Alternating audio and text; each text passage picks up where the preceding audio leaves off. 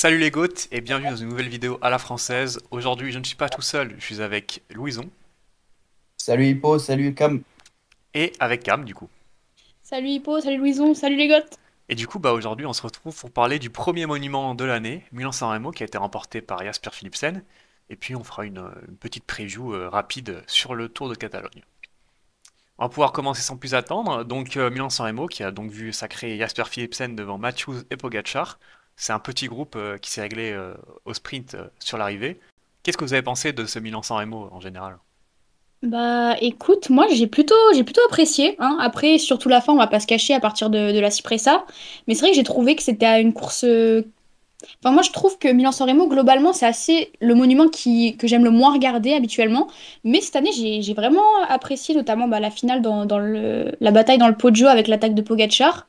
Et ouais, je trouvais ça vraiment sympa. C'était une fin à suspense, on savait pas vraiment ce qui allait se passer.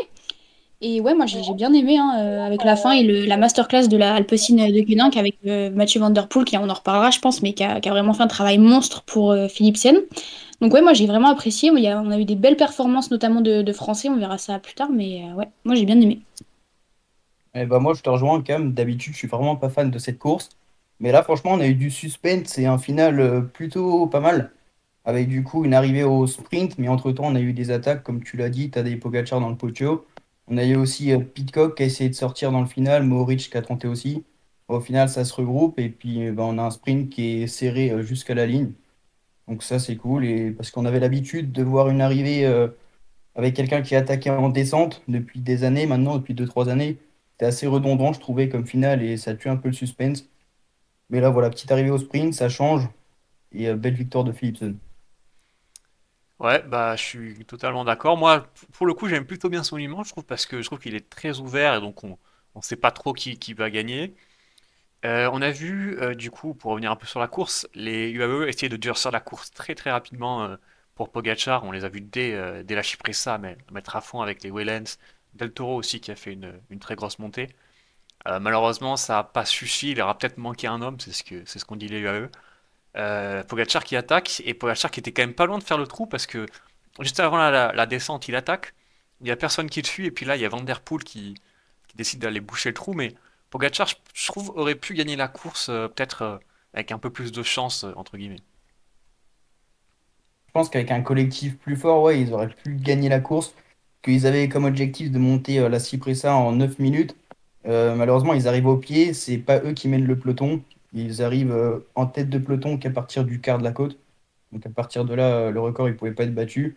Et ouais, je sais pas si c'est les individualités qui n'étaient pas assez fortes aujourd'hui ou s'il manquait une personne, mais du coup, c'est un peu flop du côté UAE, et c'est pour ça que Pogacar, il n'a pas pu larguer Van Der Poel et les autres dans le Poggio finalement. Ouais, je vous rejoins, j'ai pas trop compris non plus la tactique à eux, et notamment le fait de mettre Del Toro en dernier, c'était le premier monument de sa carrière, et bah, on a vu qu'il a pas, malheureusement pas tenu. Enfin, il n'a pas réalisé le boulot qu'ils espéraient qu'il réalise, je pense. Mais c'était honnêtement, fallait s'y attendre, hein. Il court son premier monument, 288 km. C'est quand même lui donner beaucoup de responsabilités. Donc ouais, je trouve qu'ils ont manqué peut-être un truc tactiquement. Après, bon, est-ce qu'ils auraient pu vraiment battre cette équipe d'Alpecin de Koenig qui au final était vraiment exceptionnelle? Je sais pas. Ouais, au final, ceux qui flopent, c'est pas tant Del Toro, je trouve, c'est plus Ulissi et Hirschi qui ont pas réussi à remonter le peloton et à se mettre en tête de peloton pour mener. Donc on avait que Kovi, Domen Novak, Del Toro et puis Wellens pour finir qui ont fait un gros boulot, mais il manquait Ulissi et Hirschi, quoi. Ouais, et puis du coup, une fois que Pogacar part, Van Der Poel saute dans sa roue. On a vu aussi un Bétiol très fort. Mais on a quand même assez vite compris que Van Der Poel allait pas forcément se donner à fond et relayer Pogacar pour attendre Philipsen derrière. Est-ce que vous pensez pour le coup que enfin, c'était la stratégie de base d'arriver pour Philipsen, ou est-ce que c'est une fois qu'il a vu que Philipsen était passé, il s'est mis à jouer totalement pour lui? Bah franchement, ouais, je sais pas trop. Après, je pense qu'il y avait pas mal d'interrogations autour de lui, comme c'était sa reprise. Donc je pense qu'avant la course, il était un peu co-leader. Et puis ouais, fallait voir si Philipsen tenait. Et au final, bah Philipsen a vraiment été impressionnant, j'ai trouvé. Et bah il a tenu, quoi. Donc ouais, Van Der Poel a eu raison au final de parler Pogacar, parce qu'au final, bah, même si individuellement, il a pas fait le doublé, collectivement, bah, il a offert la victoire à Philipsen, quoi. Donc c'est impressionnant. Ouais, c'est ça. De toute façon, au début, sur le papier, ils arrivent avec deux cartes capables de gagner Soremo, Philipsen et Van Der Poel, du coup. Et je pense que la stratégie, ouais, c'était si Van Der Poel sentait qu'il avait les jambes de réattaquer en haut du podio comme il a fait l'an passé, bah, il y serait allé. Mais là, voilà, il s'est dit qu'il avait peut-être pas plus de jambes que Pogacar. Et autant tout donner pour Philipsen, qui lui, au contraire, a très bien suivi. Il était bah, dans le dans le premier groupe en haut du podio, quoi. Ouais, clairement. Et puis, on a vu derrière qu'une fois sur le plat, ça s'est un peu organisé. On avait Van Der Poel qui roulait avec aussi Stuyven. Et qu'il y a eu quelques attaques. On a vu Mohoric qui a tenté de partir. Ensuite, Pidcock, Sobrero. Ça aurait peut-être pu passer d'ailleurs s'il n'y avait pas eu Van Der Poel et Stuyven. Mais finalement, c'était un peu compliqué de lutter contre deux sprinters qui avaient des équipiers. Et donc sur le sprint final, Pedersen est super bien emmené, mais il se fait un peu déborder. Et puis derrière, on a cru que Matthews allait gagner et Philipsen qui arrive au dernier moment. Donc c'était vraiment un beau sprint. Ouais, bah, je suis d'accord avec toi, tu parlais de Peterson, mais moi c'est vraiment un de mes flops. Parce que bah, pour lui, sur le papier, quand on voit cette arrivée, on se dit que ça va être le grand favori avec Philipsen, surtout qu'il était super bien amené, comme tu l'as dit. Et puis ouais, il bloque quoi, enfin, il passe une panne de jambes sûrement pour le sprint, mais ouais, c'était assez décevant, j'ai trouvé. Enfin, moi, je tendais pas, par contre, à l'inverse, un Matthews qui m'a vraiment surprise, que je pensais pas du tout être à ce niveau, tout simplement même dans ce groupe qui passe à rien, c'est fou, il perd son Milan-San Remo pour un lancer de vélo, quoi, au final. Donc, ouais, c'est fou. Et énorme remontée de Philipsen, d'ailleurs, qui passe dans un trou de souris. Donc, ouais, assez fou le sprint aussi. Je te rejoins totalement sur Pedersen. Je trouve que c'est vraiment dommage et c'est une occasion ratée un peu pour lui. Parce que c'est clairement le genre de finale où il aurait pu s'imposer. Une arrivée avec un groupe de 12 comme ça, au final, il fait que quatrième. Et Matthews, ouais, c'est dommage pour lui aussi. Mais après, son sprint, il est pas très correct à Matthews. Il fait une sacrée vague à la fin. Il se déporte sur Philipsen. Heureusement, il se recentre derrière, mais ça aurait pu être un peu dramatique pour Philipsen. Ouais, bah Matthews en plus, je pense pas qu'il y ait beaucoup de monde qui l'attendait quand même cette année. Et il est passé vraiment pas loin de gagner. Pogacar aussi, au final, qui va prendre la troisième place quand même, on l'a pas dit, mais gros sprint aussi, ça montrait qu'il était vraiment en forme. Mais c'est compliqué quand même pour Pogacar de lâcher tout le monde dans le Poggio. Ça fait quelques années qu'il essaie et qu'il n'y arrive pas. Est-ce que vous pensez qu'un jour ça lui sourira ou pas? Parce que moi j'ai quand même du mal à voir comment est-ce que Pogacar pourrait gagner sans Remo en fait. Bah, je pense qu'il a attaqué peut-être un poil trop tard s'il avait. Enfin, après, c'est vrai qu'il a déclaré, j'ai vu qu'il avait eu des jambes incroyables, que vraiment il avait tout donné, etc. Donc, ouais, c'est vrai qu'on peut se dire que ça peut être compliqué, mais je pense quand même il s'améliore d'année en année. L'année dernière, il fait 4, là, il fait 3. Je pense quand même que ça reste possible, surtout pour un coureur comme lui qui a pas vraiment de. On voit pas vraiment ses limites. Donc, je pense que oui, ça reste possible quand même pour un coureur de son genre, mais ouais, c'est vrai que ça va être compliqué pour qu'il ait ce monument qui lui manque. Ouais, c'est ça. À partir du moment où c'est Pogacar, de toute façon, il est capable de le gagner. Après, la seule façon pour lui de le gagner, c'est d'être seul en bas de la descente du Poggio. Donc pour ça, il faudra qu'il vienne avec un collectif beaucoup plus fort que cette année. Sinon du côté français, on a eu un gros flop de Laporte qui a été lâché très très tôt. C'était vraiment incroyable. Et par contre, de l'autre côté, on a eu un Julien Lafilippe très fort qui finit dans le bon groupe, malgré une crevaison dans le dernier kilomètre qui l'a sûrement empêché de bien sprinter. Mais ça fait plaisir pour Alaphilippe. Mais c'est c'est pas du tout bon signe pour Laporte d'être lâché si tôt. Enfin, c'est bizarre quand même. Ah, moi, il m'a vraiment déçu. Je l'attendais podium, voire pourquoi pas un bon outsider pour la victoire finale. Et ouais, de le voir lâcher il lâche tôt, il me semble, dans la Cipressa, non, si je dis pas de bêtises. Mais ouais, vraiment très décevant. Il lâche, je sais pas combien il finit, je sais même pas s'il a fini la course. Mais ouais, vraiment très décevant, je trouve, Christophe Laporte. Je sais pas, peut-être qu'il était malade ou peut-être qu'il s'est passé quelque chose, mais c'est vrai que bah, ça fait bizarre. Et ça fait bizarre aussi de pas voir la Jumbo aux avant-postes, hein. Je sais pas, le premier coureur, c'est Olaf Koy, 14e. Ça fait bizarre de pas les voir dans un final de grande course comme ça. Ouais, Ouais. c'est étonnant pour Laporte qui n'a pas eu les jambes. Mais ouais, Koch, c'est dommage pour lui qu'il n'a pas pu accrocher le groupe parce qu'il était quand même bien placé. Donc il finit dans le deuxième groupe et c'est lui qui règle le sprint où il fait deuxième, je sais plus. Ouais, Mais ouais, sinon, il aurait pourquoi pas pu remporter. C'est un des meilleurs sprinteurs du monde, on le sait, avec Philipsen. Donc dommage pour lui, mais je pense qu'il retentera l'année prochaine s'il y a encore une fois l'absence de Wout van Aert. ouais. Et Hippo, tu parlais de Alaf. Bah oui, ça fait super plaisir de le voir à ce niveau. Il n'avait pas fait top 10 sur un monument depuis Lombardie 2021, si je dis pas de bêtises. Donc ouais, c'est vrai qu'il a beaucoup été critiqué ces dernières semaines, ces derniers mois, même ces dernières saisons. Et là, bah, de le voir faire 9 de San Remo en accrochant les meilleurs et même, ouais, comme tu l'as dit, de crever dans le dernier kilomètre et d'être capable d'accrocher quand même un top 10, c'est vraiment encourageant pour la suite de la saison et on a hâte de voir ce qu'il va faire. Clairement, clairement. Et puis aussi, on a parlé du coup du duo Philipsen Van Der Poel chez Alpecin. C'est un duo qu'on pourrait revoir aussi sur les classiques pavés. Mais ces derniers temps, on avait une petite rumeur comme quoi Philipsen pourrait quitter la Alpecin. Pourquoi pas pour aller chez UAE? C'était un des noms qui est sorti, mais c'est sûrement pas le seul. Vous en pensez quoi? Est-ce que vous pensez qu'il doit rester chez Alpecin ou qu'il doit partir pour essayer d'avoir un peu plus sa chance sur certaines classiques? Un retour à UAE? J'avais pas vu l'info. Eh oui, si, si, ouais. Ah ouais? Bah moi je trouve qu'il est très bien chez Alpecin, hein. Il est quand même bah, le sprinter principal, il a sa carte sur les monuments, là on l'a vu. Je ne comprendrais pas trop pourquoi il partirait pour une équipe comme UAE qui n'a pas forcément l'ADN du sprint. Donc ouais, moi je trouve qu'il est très bien Alpecin, même il y a Groves, mais bon, il est bien bien bien en dessous de lui. Donc ouais, je comprendrais pas trop s'il part d'Alpecin, perso.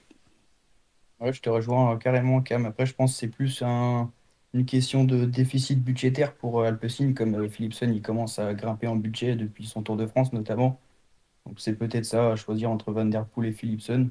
Voilà, je sais pas si est-ce que vous avez un coureur dont vous aimeriez parler ou quelqu'un, un flop, un top. Moi, j'aimerais parler de Tom Pidcock qui quand même m'a fait vraiment forte impression. Et on sait que les courses hyper longues comme ça, c'était pas sa spécialité, mais on voit qu'au fil des saisons, bah, il s'améliore de plus en plus. Et au final, bah, là, il passe pas si loin que ça, hein. Si Van Der Poel fait pas un énorme boulot pour amener le groupe, peut-être qu'il va au bout. Donc ouais, vraiment, il m'a impressionné. Après, j'aurais aimé peut-être qu'il attaque un peu plus tôt dans la descente, qu'il pousse un peu plus dans la descente. Mais je pense que pour le futur, ça peut être vraiment un des gros gros favoris et pourquoi pas le voir gagner dans le futur Milan-San Remo. Bah, moi, je vais citer un flop, je vais dire Binyam Girmay, parce qu'il était très bien placé dans le Poggio et au final, il n'arrive pas à accrocher le premier groupe. Donc il finit dans le deuxième, c'est dommage pour lui. Ouais. Et puis on pourrait aussi parler de Sobrero, que pas grand monde attendait là aussi, et qui s'est même permis d'attaquer avec Pitcock sur le plat. Donc bah, aussi une très belle prestation pour Sobrero qui a changé d'équipe pour rejoindre la Bora. Donc on le reverra parce qu'on sait qu'il est très polyvalent. À voir ce qu'il pourra donner. Bah voilà, je pense qu'on a fait le tour de ce Milan-San Remo. On va pouvoir passer à la preview du Tour de Catalogne, donc qui a lieu la semaine prochaine. Et puis, bah, évidemment, il y a Tadej Pogacar, quoi, qui sort de Milan-San Remo et qui va au Tour de Catalogne. Est-ce que vous voyez quelqu'un pour le concurrencer ou alors ça va vraiment jouer le podium derrière?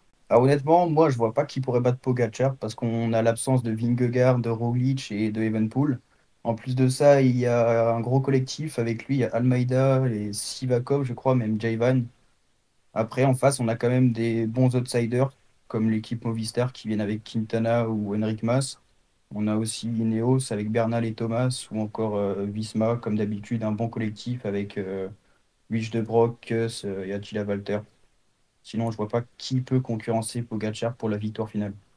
Ouais, clairement, je pense que comme tu as dit, Louison, ça va jouer pour le podium derrière, hein. Je vois pas qui peut tenir tête à Pogacar. Je trouve cette artiste un peu décevante, honnêtement, cette année. Genre, il y a pas, à part Tadej Pogacar, et c'est vrai qu'il n'y a pas des gros gros leaders. Il y a Egan Bernal qui a fait un très très bon Paris-Nice, mais ouais, j'ai hâte de voir Lenny Martinez aussi, je sais pas ce que vous en pensez, qui peut, je pense, jouer un podium sur ce Tour de Catalogne, vu son début de saison. Mais ouais, et avoir Mikel Landa aussi, qui sera sûrement leader à la Soudal Quick-Step. Et ouais. Il y en a Ouais, un qu'on bah. a loupé, c'est Alexander Vlasov, en fait, qui a fait un très très bon Paris-Nice. Je sais pas, je crois qu'il était sur les start list, mais je suis pas sûr.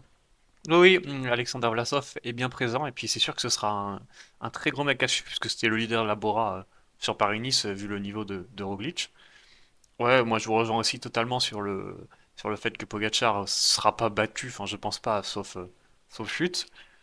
T'as parlé de Quintana, je trouve ça va être intéressant aussi bah, de voir un peu son niveau, son retour en World Tour.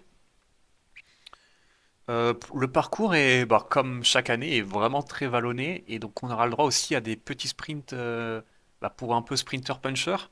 Et donc on voit, bah, il y a Brian Cocard, il y a aussi Margin van den Berg, le sprinter de l'AIF, on a Garcia Cortina. On a aussi Ide Schelling qui avait pas mal performé l'an dernier, et aussi Caden Groves, mais Caden Groves en ce début de saison, c'est pas trop ça, donc je sais pas trop qui est-ce que vous voyez performant dans les sprints.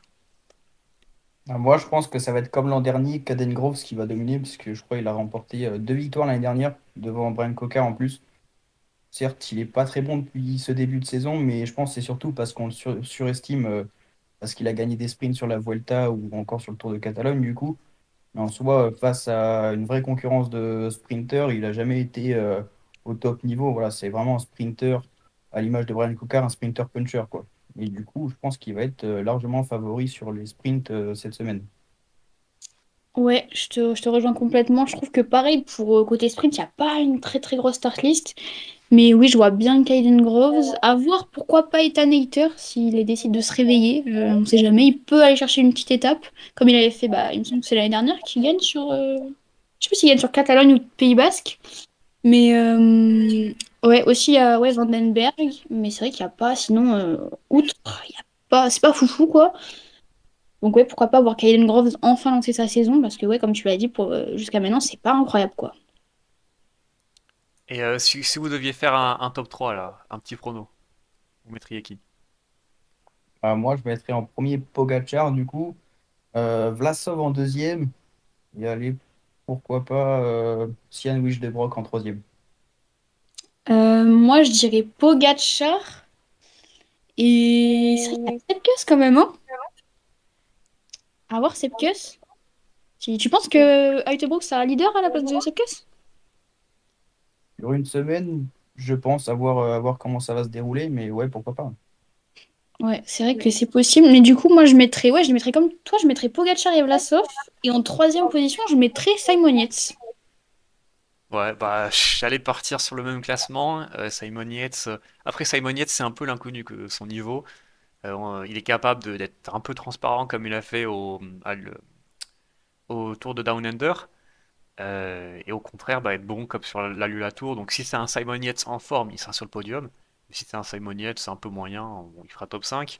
À surveiller aussi la Quick Step. Moi, j'aurais pourquoi pas un petit Mikel Landa sur le podium, ou un Van Wilder. Et aussi William Le Serre Junior qui avait été très bon en début de saison. Donc il y a une belle équipe aussi de la Quick Step, une équipe de jeunes. Donc à voir. Et on n'oublie pas évidemment Lenny Martinez aussi qui sera placé. Et probablement devant Siano Brooks. Ça, c'est un autre débat. Également, on n'a pas cité aussi, c'est Maxime Van Gils, le Belge de la Lotto Destiny, qui fait un énorme début de saison. D'ailleurs, il vient de faire septième de Milan-San Remo. On n'en a même pas parlé. Mais il avait fait troisième d'Estrade Bianche, ou encore il avait remporté une étape sur le Tour d'Andalousie, la seule étape d'ailleurs, parce que ça avait été annulé le reste. Donc il fait un très bon début de saison, et pourquoi pas voir ce qu'il donne sur un classement général d'une semaine comme ça. Clairement. Clairement.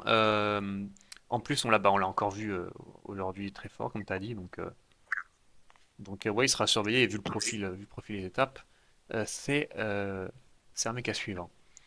On va pouvoir finir bah, par le traditionnel on en discute ou on n'en discute pas. Bon, il y a pas grand-chose à discuter cette semaine, mais bon, on va pouvoir commencer avec la victoire de Paul Lapierra. Cam, on en discute ou on n'en discute pas? Moi, on en discute, hein. Moi, j'ai envie d'en discuter aussi. Eh ben, je vous laisse en discuter alors.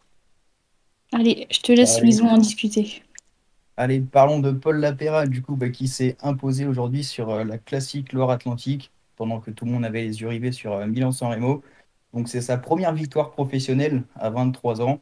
Il a attaqué à 20 km de l'arrivée, puis il a résisté en solitaire au reste des favoris.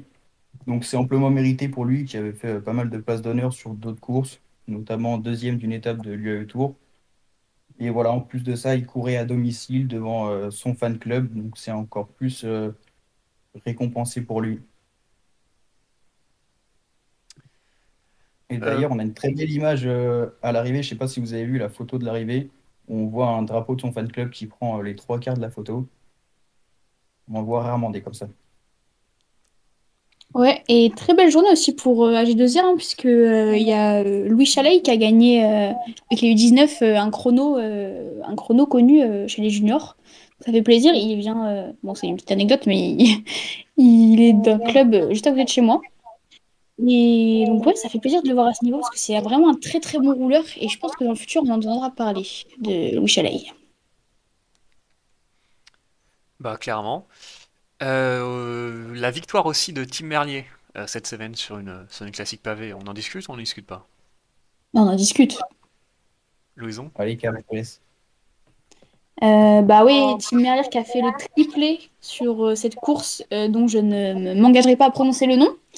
Mais ouais, incroyable, Tim Merlier qui s'est imposé avec une avance folle sur Fabio Jakobsen et Jasper Philipsen, hein. Il leur a mis un truc de fou, le sprint qu'il a fait. Et ouais, il est allé chercher donc le triplé. Ça fait 3 ans qu'il s'impose sur cette course. Donc vraiment hyper impressionnant. Il y avait une bonne start list, hein, franchement. Quand même, avec Philipsen, Merlier, Jakobsen, Ackermann aussi. Et ouais, une course qui a été pas mal dérangée par les chutes, notamment. Il y a une grosse chute avec, il me semble, Garben Tyson qui tombe dans la flamme rouge. Il y a aussi Kimei Duke qui a cassé, je sais plus, la clavicule, je crois, pour Ineos. Mais ouais, sinon, c'est très très sympa à suivre, j'ai trouvé. Hein, et bah, Tim Merlier qui s'impose au final, quoi. Bah, clairement. Et puis, on a vu son sprint impressionnant. Il décolle tout le monde de la roue. C'était fou.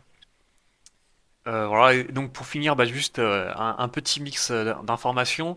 On a vu des petites rumeurs de transferts, notamment Lascano et Tratnik, qui, pourquoi pas, ce serait en partance chez Bora. Je sais pas ce que vous en pensez. Moi, je trouve que ce serait une très bonne idée, notamment pour Lascano. Parce que bah, c'est vrai qu'il est chez Movistar, que c'est un peu bah, c'est la formation espagnole, hein.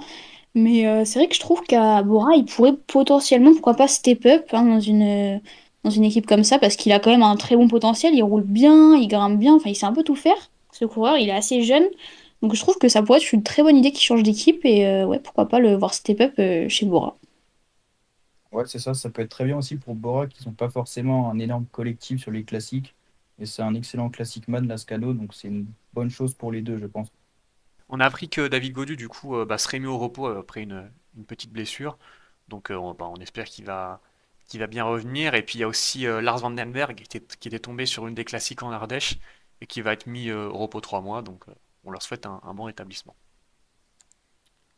Bah voilà, je pense qu'on a fait le tour de tout ce qu'on avait à dire dans la vidéo. N'hésitez pas à mettre un pouce bleu, à vous abonner aussi, parce que voilà, on a remarqué que la plupart des gens qui regardent nos vidéos ne sont pas abonnés, donc n'hésitez pas à le faire, ça nous fait vraiment plaisir, et puis vous, ça vous prend une seconde. N'hésitez pas aussi à mettre un like, voilà, partager, commenter, allez sur tous nos réseaux qui sont en description. Et puis bah, on se retrouve peut-être jeudi ou alors la semaine prochaine pour de nouvelles vidéos. Salut les gars. Salut les Salut les gars!